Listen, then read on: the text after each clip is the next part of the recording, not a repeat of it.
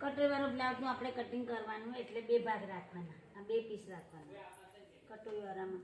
પછી આપણને લંબાઈ લેવાની છે અહીંથી 14ની, બરાબર. આ 14ની લંબાઈ લીધી.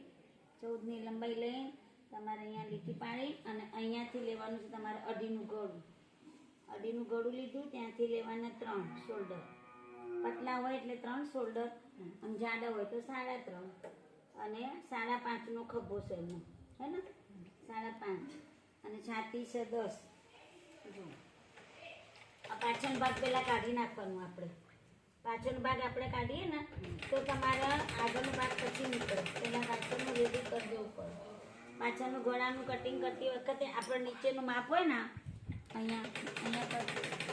અહીંયાથી માપ લેવાનું. પાછળનું ગળું માપ લેવું હોય તો 5નું આવ્યું એટલે 5 અહીંયા છોડી દેવાના. પછી જે તમારે વધ્યું હોય એ તમારે આખું ગળું આવી જાય. જો આ તમારે પાછળનું આખું રેડી થઈ ગયું. દાદા કાંઠે આ પાછળ ભાગ કટોરીવાળો કટિંગ કરતી વખતે પહેલાં પાછળનો ભાગ કટિંગ કરી દેવાનું. એના પછી તમારે કટોરીવાળો એકદમ સરળ રીતે નીકળી જાય, બરાબર. 10ની છાતી છે અને કટોરી પણ નાની છે એટલે ગળું આપણે પહેલાં પાછળનો ભાગનું ગળું પહેલાં ચોરસ કરું હા તો ચોરસ.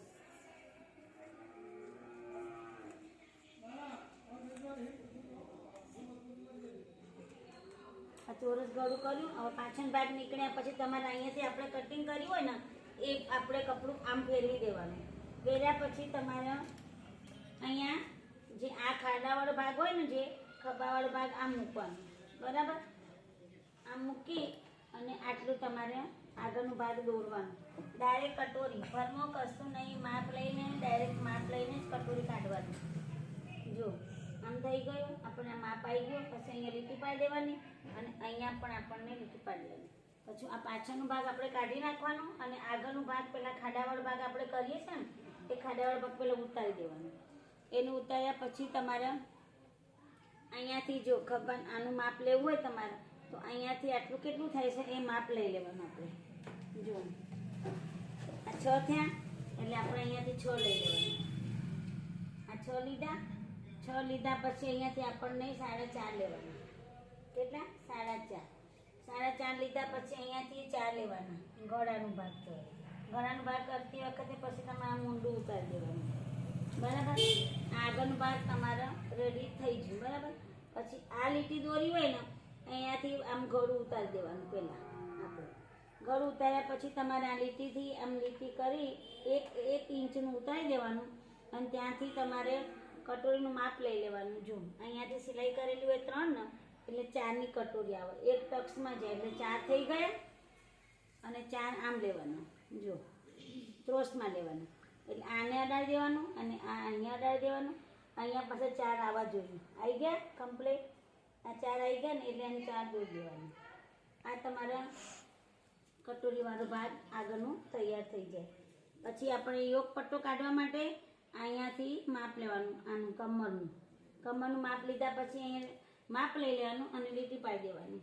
પછી અહીંયાથી તમારે 4 લેવાના. જો આ બટનવાળા ભાગ બાજુ 4 આવે અને અહીંયાથી 3 આવે, બરાબર.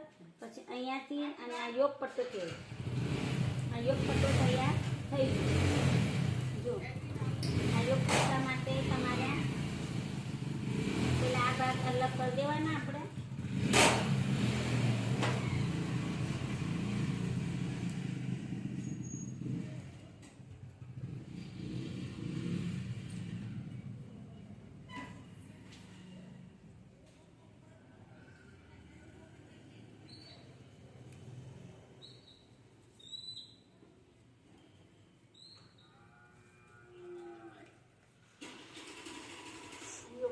થઈ ગયું. આ પાછળનું ભાગ તૈયાર થઈ ગયું અને આ કટોરી કાઢી નાખવાની. જો આ કટોરીનું આપણે આમ કરી અને તમારે ગળું નાનું કરવું હોય તો અહીંથી થોડું ઓછું કરી દેવાનું, મોટું કરવું હોય તો ત્યાંથી થોડું લાંબુ ખેંચી દેવાનું, અહીંયાથી લાંબુ ખેંચવાનું. પછી આ 4ની કટોરી તમારા તૈયાર થઈ ગઈ. પછી યોગ પટ્ટો અહીંયાથી 4 લીધા આગળના ભાગમાં અને અહીંયાથી 3 લેવાના. 3 લીધા પછી આ પટ્ટો યોગ પટ્ટો આપણે આમ કાઢી નાખવાનો, બરાબર. આ આખું પીસ તૈયાર થઈ ગયું. અહીંયાથી આપણે બાયો કાઢશું. બાયો કાઢતી વખતે તમારા કાપડનું તમારે નાની બોય કરવી હોય તો તમારે અહીંયાથી બી નીકળી શકે. નાની બોય નાની કરવી છે ને આટલી નોની એટલી નોની જ કરવાની હા, એટલે 5.5ની આપણે લીધું હતું ને. હા 5.5 જ લેવી એટલી જ કરવાની છે હે ને હા. પછી ઉલટાવાનું એટલે 6 કરી હા હા અને અહીંયાથી પાછા આપણને અઢી છોડવાની એટલે આમ બનાવી દેવાનું ખાનું આ બોય કાઢતી વખતે. અને 5.5નો આપણે આમાં ખભો લીધો હતો ને આપણે આ 5.5નો ખભો લીધો હોય ને તો અહીંયા આપણને 2 વધારવાના એટલે 8.5 થઈ જાય ને તો એ ચાલે. અને અહીંયા થઈ ગયું.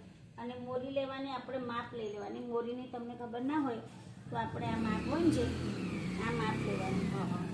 8ની તો હોય 7.5ની. આ તમારા 7.5ની ના હોય તો 7ની કરજો. થઈ ગયા પછી અહીંયા તમારા માર્કર આપી દેવાનું. બાય તૈયાર.